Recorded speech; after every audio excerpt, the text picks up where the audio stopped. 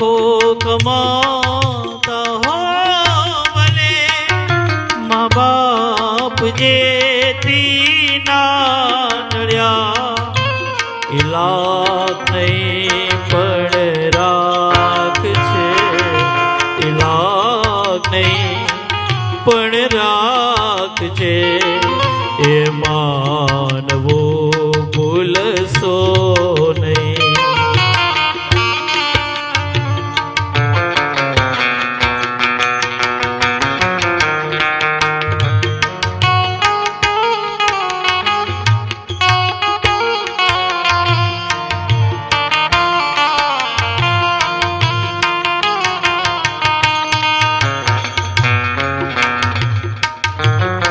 આજે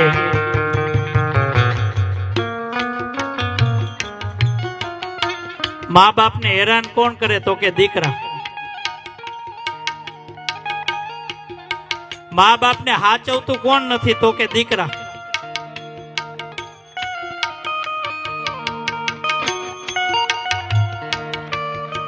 આ એક દીકરાને બદનામ કરવાનું સદ યંત્ર છે.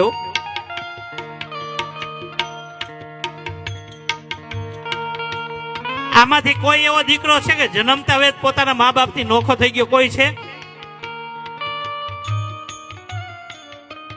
કોઈ એવો દીકરો છે કે ભાઈ 5મું ભણતો તો મા બાપ થી નોખો થઈ ગયો?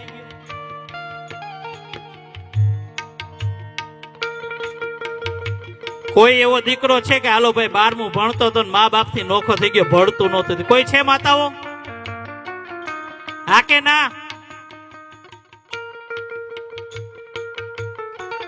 તો આ નોખો થાય છે કોણ?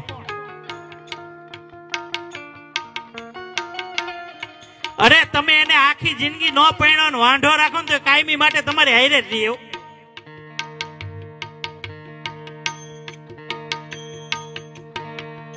પણ આપણે બધા ભેગા થઈને ઓલું સ્પેર વ્હીલ લઈ આવી ને, સ્પેર વ્હીલ માં ખબર પડે ને, આપણે બધા ભેગા થઈને એના લગ્ન કરાવી દઈ ને. કારણ કે ઓલી બીજી કંપનીનું ટાયર આવે ને એટલે એલાઇમેન્ટ વિખાઈ જાય. એને વારે વારે એલાઇમેન્ટ કરવું પડે. બીજી કંપનીનું ટાયર આવે તો વાંધો નહીં, પણ જયારે હવા જાય ને, પંચર પડે ને માતાઓ, ત્યારે હવા પૂરવા પાછી એની માં આવે.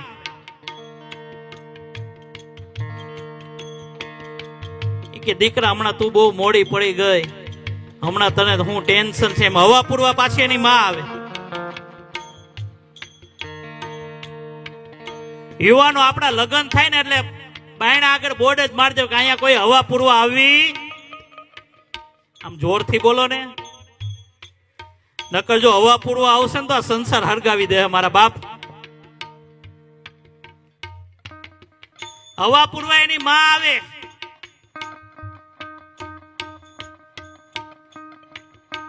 અને માતાઓ દીકરી જ્યાં સુધી પિયરમાં હોય ને ત્યાં સુધી જેમ શિખામણ દેવી ને એમ દઈ દેજો. સાંભળો છો ને? દીકરી જ્યાં સુધી પિયરમાં હોય ને ત્યાં સુધી એને જેમ શિખામણ દેવી એમ દઈ દેજો. હારે ગયા પછી વાંયથી ફોન ન કરતા. કારણ કે તમારો એક ફોન છે ને ઓલા જમાઈને હક નથી લેવા દેતી મારા બાપ. કારણ કે દીકરીને 90% સંસાર ફોન થી હરગે છે.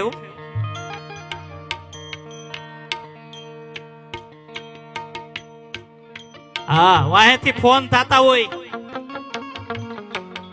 અને જયારે હરકતું માંડવે આવે ને ત્યારે અમારા વડીલોને ખબર પડે કે આ હેરગું ક્યાંથી.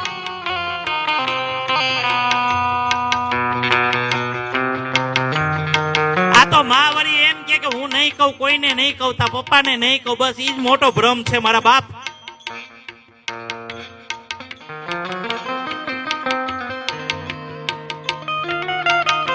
અને જેને યુવાન દીકરી ઘરે હોય ને એને કડતાલ વગાડવાની જરૂર નથી, એમ તો બોલો. જેને યુવાન દીકરી ઘરે હોય ને એને બિલકુલ કડતાલ વગાડવાની જરૂર નથી. કારણ કે જીવતો ને જાગતો બોમ્બ છે, ક્યારે ફૂટે ને કાંઈ નક્કી નહીં. અરે અમુક તો વગર વિસલે ભાગે, કોઈને ખબર ન પડે.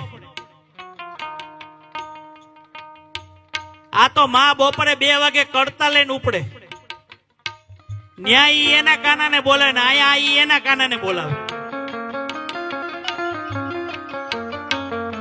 અરે તમારા કાનાને તો આવતા વાર લાગે, પણ આ કાનાને તો મિસ કોલ માર્યો નથી ને આવ્યો નથી. વાહ માં કડતાલ વગાડતી હોય, કેમ ખબર? એ કોઈ કોઈનું નથી રે, કોઈ કોઈનું નથી રે. હાલો હાલો, એ કોઈ કોઈનું નથી રે, કોઈ કોઈનું નથી રે. વાલાને નોતરું દીધું રે, હું તો ગેલી ગેલી થઈ. કાનાને નોતરું દીધું રે, હું તો કાલી ગેલી રે થઈ. અને અહીંયા ઓલી ઘરે હોય, તરત મિસ કોલ મારે. હું કે ખબર?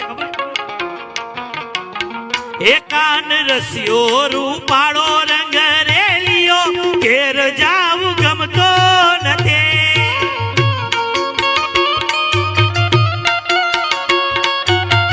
ઓ કાન રસિયો રૂપાળો રંગ રેલિયો, ઘેર જાવું ગમતો નથી.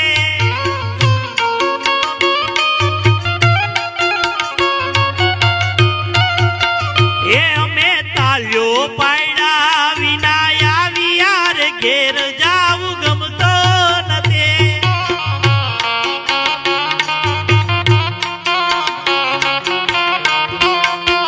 એ અમે જોજો ઠાકોરજી ના ખેલ રે, ઘેર જાવું ગમતો નથી.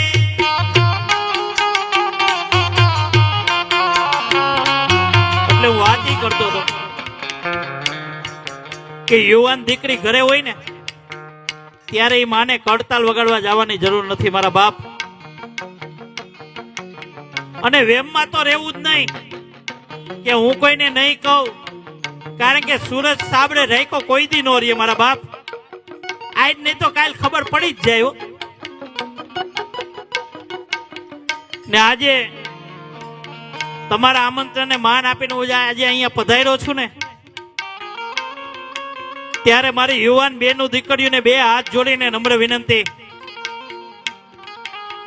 કે તમારા બાપની ઇજ્જત જાળવવી હોય ને તો બેનું તમારા હાથની વાત છે. સાંભળો છો ને બેનું? આમ હાથ ઊંચો કરો તો કેટલી મારી બેનું બેઠી, આમ આમ ખબર પડે, શરમ લાગતી લાગે. કે તમારા બાપની ઇજ્જત જાળવવી હોય ને તો બેનું તમારા હાથની વાત છે. કે તમારા બાપને લાખનો કરવો કે કોડીનો કરવો ને, ઈ બેનું તમારા હાથની વાત છે મારા બાપ. હારી હારી ગાડીઓ જોઈને, હારા હારા મોબાઈલ જોઈને, હારા હારા કપડા જોઈને બેનું મોહી નો જાતીઓ. કારણ કે આ દુનિયામાં 90% આઈટમ બગસરાની રખડે છે. દેખાડવાના જુદા હોય અને ચાવવાના જુદા હોય મારા બાપ. શાંતિ રાખો, હજી તો વાત તો પૂરી થવા દો, બધાયનો વારો આવી જાય. હા, કારણ કે મન ગમતું પાત્ર સામે આવી જાય ને એટલે હૈયું ભાન ભૂલી જાય મારા બાપ. હા, એમાંય હવે તો મોરે મોરો મગજમાં ઘૂસી ગયો, પણ જ્યાં મોરે મોરો મારવાનો છે ત્યાં મારજો, આડે ધડ નો મારતા, નકર આ દુનિયા રોડે ચડાવી દે. કારણ કે બધાને દેવા જ ખબર મગજમાં ઘૂસી ગયો કે મોરે મોરો, ગમે ત્યાં મોરે મોરો. કાંઈ વાંધો નહીં.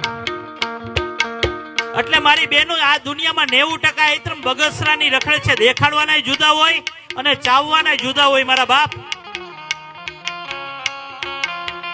તમને એમ હોય કે આની એરે જઈશ તો સુખી થાય, નારે ના રામનું નામ લ્યો. કારણ કે તમે જો તમારા મા બાપની ન થયું તો સામે વાળાની કોઈ દી નહીં થવી. લખવું હોય તો લખી લેજો. કારણ કે તમે અવળું પગલું ભરી લ્યો ને ત્યારે તમારા બાપના કાળજાના કટકા થઈ જતો હોય. મારા બાપ આ દુનિયાની મોઢું બતાવવા લાયક નો રહેતો હોય.